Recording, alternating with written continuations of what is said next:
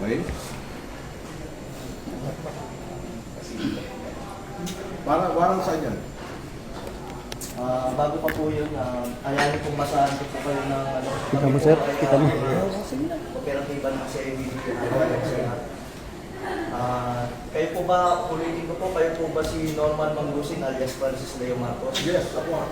Kayo ay aming inaaresto sa bisa ng warrant of arrest na issue ng RTC Branch 294 Parañaque City for violation of unjust vexation under Article 287 of Revised Penal Code as amended in relation to Section 6 of RA 10175. Kayo ay may karapatang manahimik, sir. O sa walang tigo, o ano man ang inyong sabihin ay maaaring gawin pabor o laban sa inyo. Sa anumang hukuman, kayo rin ay may karapatan kumuha ng sarili nyong abogado at kung wala po kayong sariling abogado, kayo po ay pagkakalooban ng libre ng gobyerno.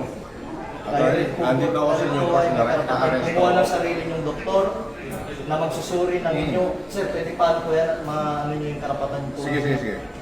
Kayo rin po ay may karapatan po magpasuri sa sino mang doktor at kung wala po kayong kakayahan ay pagkakalooban po kayo ng libre din po ng gobyerno ng doktor na susuri po sa inyo. Okay. Ito po, naiintindihan niyo po ba ang inyong mga karapatan? Naiintindihan ko. Okay po, kayo po ay isasama po sa amin para po sa inyong... Attorney, Ito po, basahin po. unjust vexation daw sa Parañaque. Hindi ko alam kung sino complainant nito.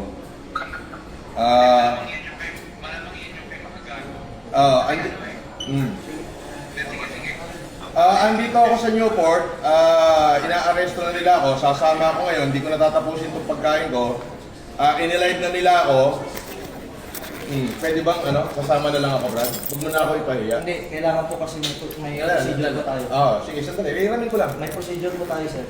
Attorney, nasan ka ba? Kunin mo tayo. Kailangan bilan nyo na ako rito.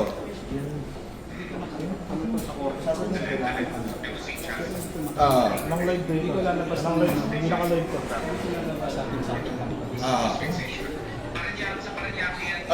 Sandali lang, kausapin ko lang abogado ka. Sa Parañaque, eto, binibidyoan na ako rito. Ewan ko kung may vlogger dito. Wala. Lagi dito. Andito na. May warrant, 120,000 yung bill, 12 counts of unjust vexation. Ano?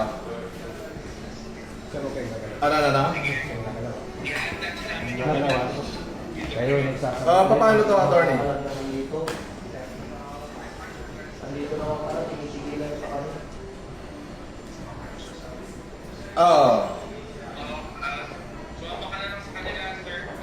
Tapos? Pwede po kayong kasuhan ng obstruction of justice Sige, please. Nasabihin nyo, hindi nyo pa alam.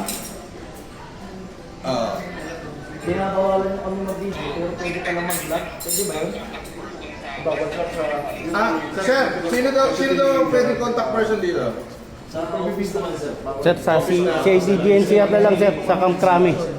Nakasad yun. Bawat CIDG-NCR kailangan. So, doon ako dadalhin sa CIDG-NCR. Yes, sir. Long Karame. Yun nga po. So, dadalhin daw ako sa CIDG-NCR Camp Crame.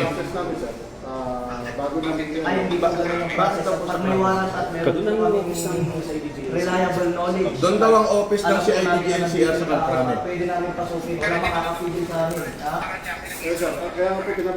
Sir, yung warrant, sir, is all over the Philippines, sir. Nation daw, wait daw yung warrant. Maayos mo yung coordination namin dito.